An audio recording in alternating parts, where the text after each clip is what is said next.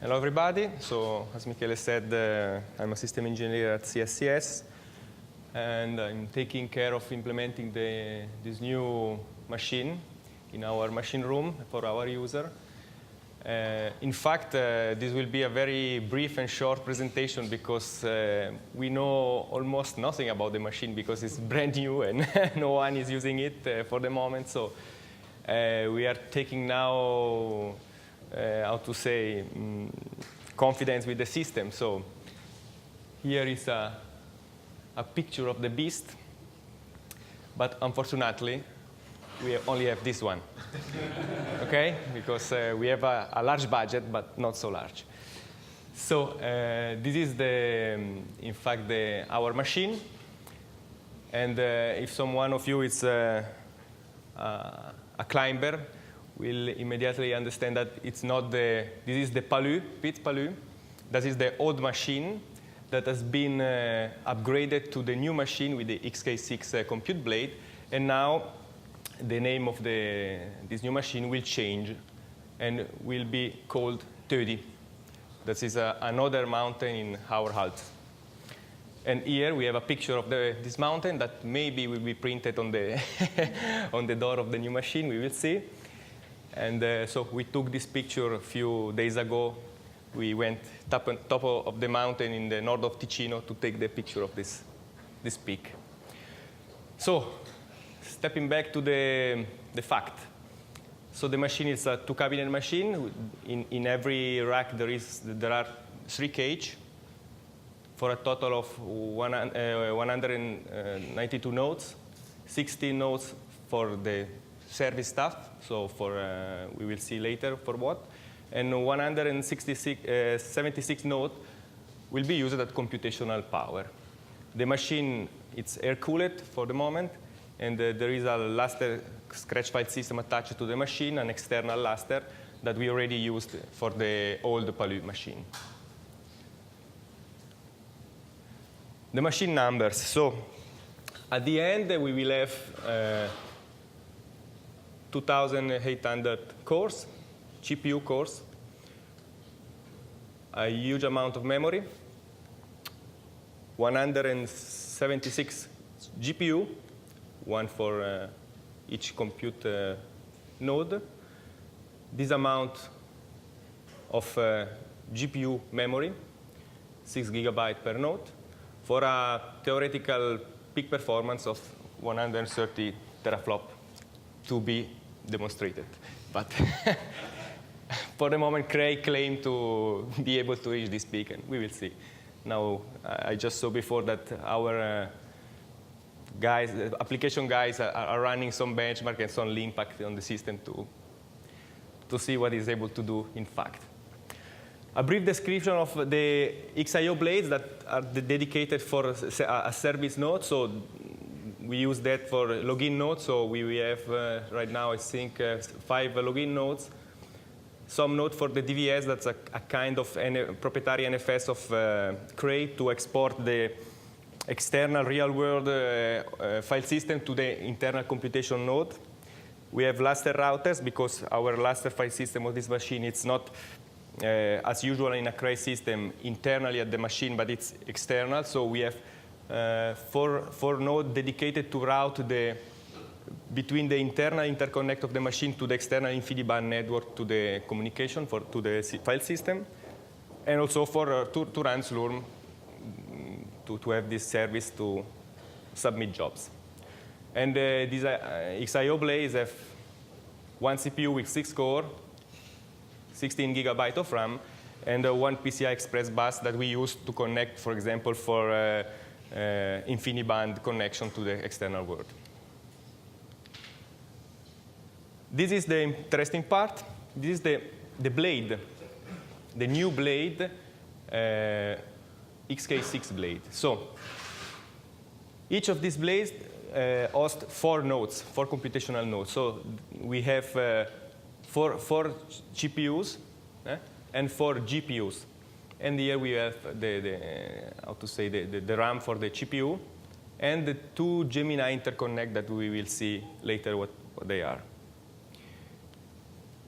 Here the the data about the compute node. So it's inside there is the brand new, almost unavailable Opteron GPU Interlagos Bulldozer with 16 cores. So we are, I think, one of the first in the world to have this CPU because AMD had a lot of problems to provide that. There is inside, on each compute node, this NVIDIA X2090 Fermi architecture GPU. Each compute node has 32 GB of RAM, 1600 megahertz, and 6 GB of GDDR5 GPU memory. So it's very interesting because in a blade, in a standard blade, like a HP blade or a IBM blade, we can have 4 compute nodes with this power. It's very compact, the architecture. This is one other very interesting part is the interconnect. So internally, there is no, internally to the computational nodes, between the computational node and also the service node, there is the GEMINI Interconnect, that it's a proprietary interconnect from Cray. And here there is a picture to explain how it's connected. So there is this, basically the chipset of the GEMINI connected to the GPU through HT3, so hypertransfer 3, not PCI. So there is no bottleneck with PCI. There is full bandwidth here. And the NVIDIA GPU, it's connected through a standard PCI Gen 2 connection. So as I said, there is this hypertransport that it's very fast because you can reach at the end, 10.4 gigabytes per second of bandwidth. Okay. This mixed with the GEMINI Interconnect, you can reach 15 million of MPI message per second. That is not bad. And also the latency is very low. We have a 1.3 microsecond internode latency. So from one node to another node, MPI latency will be around 1.3 seconds. The GEMINI Interconnect have adaptive routing. So it seems that if a node dies in the machine, the interconnect is able to reroute all the message through other paths. And so giving us the ability to swap at runtime entire blade out from the machine and in from inside the machine. We didn't test that, but it seems to work. Because I don't trust a lot in this feature because they are very beautiful to see in the paper, but in the reality, if you are a sysadmin, you know, it doesn't work as expected. Another interesting stuff is that the topology of the machine, interconnect topology, it's a 3D torus. The old machine, so the Palui machine, was a 2D mesh. So the machine was completely recabled with 60 or 65 new cables on the backside to build up the 3D torus topology.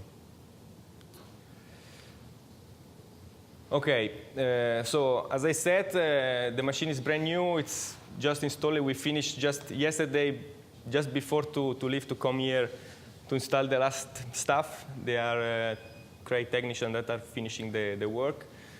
And so we are not very familiar yet with all the features of the machine. But what I can show you is that this is a standard command. So we have a standard Cray command. We can see the configuration of the machine. So each region here is a compute blade, a compute node. And with the S are the 16 service nodes. And in this case, there were Tim Robinson, one of the application guys at CSCS, that was running a small job on the machine.